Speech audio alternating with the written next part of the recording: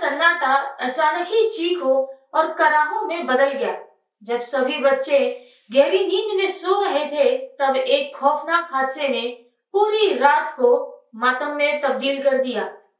अचानक अस्पताल के आईसीयू में आग लग गई और 10 मासूम बच्चों की जिंदा जलकर मौत हो गई, जबकि 17 बच्चे गंभीर रूप से घायल हो गए। इस दिल दहला देने वाली घटना ने झांसी के रानी लक्ष्मीबाई मेडिकल कॉलेज को पूरी तरह से हिलाकर रख दिया। माता पिता अपनी आंखों के सामने अपने बच्चों को दर्द में तड़पते देख रहे थे और अस्पताल में अफरा तफरी का माहौल था। यह पूरी घटना एक भयंकर काली रात बन गई, जिसे कोई कभी नहीं भूल पाएगा। आइए जानते हैं इस दर्दनाक हादसे की पूरी कहानी। नमस्कार, आप देख रहे हैं प्रातःकाल और मैं हूं आपके साथ आंचल मानिक। आखिर कैसे हुआ यह हादसा? रानी लक्ष्मीबाई मेडिकल कॉलेज के नवजात शिशु आईसीयू में 15 नवंबर की रात को अचानक आग लग गई। अस्पताल के कर्मचारियों के अनुसार कुल 54 नवजात शिशुओं में से 10 बच्चों को गंभीर रूप से जलने के बाद मृत पाया गया, जबकि बाकी 17 बच्चे गंभीर रूप से घायल हो गए। नर्सों ने अपनी जान की परवाह न करते हुए आग में फंसे बच्चों को बाहर निकाला, लेकिन स्थिति इतनी गंभीर थी कि अस्पताल में अफरा तफरी मच गई। लोगों ने अपनी जान बचाने के लिए भागना शुरू कर दिया। पूरे अस्पताल में डर का माहौल था और लोग चीखते चिल्लाते हुए इधर उधर भाग रहे थे। अस्पताल की लापरवाही का पर्दाफाश। यह हादसा इस बात की ओर इशारा करता है कि अस्पताल में सुरक्षा मानकों की गंभीर लापरवाही थी। सबसे बड़ा सवाल ये है कि जब आग लगी तो अस्पताल का फायर अलार्म क्यों नहीं बजा? इसके अलावा वाटर स्प्रिंकलर भी काम नहीं कर रहे थे, जिससे आग बुझाने का कोई उपाय नहीं था और बचाव कार्य में भारी देरी हुई। अस्पताल के फायर एक्सटिंग्विशर 1 से 3 साल पहले ही एक्सपायर हो चुके थे और मौके पर मौजूद कर्मचारियों का कहना था कि सिलेंडर काम नहीं कर रहे थे। ऐसे में अगर अस्पताल में उचित उपकरण होते तो आग पर काबू पाया जा सकता था और ये बड़ा हादसा टाला जा सकता था। मुख्यमंत्री का स्वागत, लेकिन अस्पताल में मातम।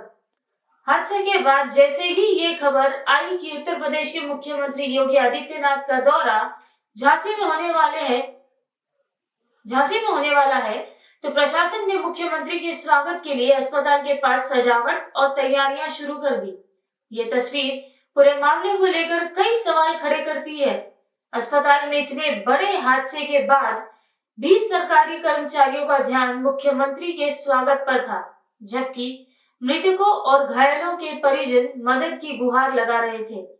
इस समय यह सवाल उठता है कि क्या प्रशासन का ध्यान सिर्फ सियासी इवेंट्स पर ही था या लोगों की सुरक्षा की चिंता भी थी?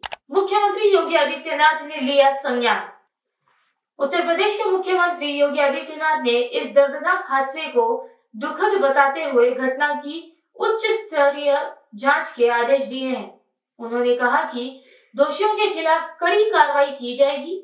इसके साथ ही डिप्टी सीएम ब्रजेश पाठक ने भी मामले की गंभीरता को देखते हुए उच्च स्तरीय जांच कराने की बात कही।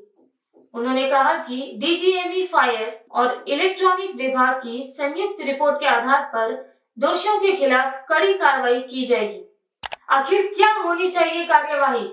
इस हादसे ने अस्पतालों की सुरक्षा को लेकर कई सवाल उठाए हैं। इस घटना के बाद ये जरूरी हो जाता है कि अस्पतालों में सुरक्षा मानकों को सख्ती से लागू किया जाए और नियमित रूप से उनकी जांच की जाए। जहां एक और अस्पतालों में नवजात बच्चों की देखभाल के लिए बुनियादी सुविधाएं उपलब्ध होनी चाहिए, वहीं दूसरी ओर आग जैसी घटनाओं से बचने के लिए उचित सुरक्षा उपाय भी अनिवार्य है। अगर अस्पतालों में सुरक्षा उपकरणों का सही से रख रखाव और उनका प्रयोग किया जाता तो शायद यह भयावह हादसा नहीं होता। निष्कर्ष, यह घटना न केवल झांसी बल्कि पूरे देश में स्वास्थ्य सुरक्षा मानकों की लापरवाही को उजागर करती है। इस हादसे से साफ है कि सरकार के अस्पतालों में सुरक्षा व्यवस्थाओं की कड़ी समीक्षा और सुधार की आवश्यकता है। साथ ही इस घटना ने यह भी सिद्ध कर दिया है कि प्रशासन और सरकारी कर्मचारियों को अपने कर्तव्यों की ओर अधिक ध्यान देने की जरूरत है, खासकर तब जब लोग उनके भरोसे अपनी जान की सुरक्षा के लिए अस्पताल में आते हैं। इस मामले में मुख्यमंत्री और अन्य वरिष्ठ नेताओं की भूमिका बेहद अहम होगी, ताकि इस दर्दनाक हादसे के दोषियों के खिलाफ कड़ी कार्रवाई की जा सके और भविष्य में ऐसी घटनाओं से बचा जा सके। आगे की तेज अपडेट्स के लिए हमारे चैनल को फॉलो, सब्सक्राइब, लाइक और शेयर करना ना भूलें। अपना ध्यान रखें। नमस्कार।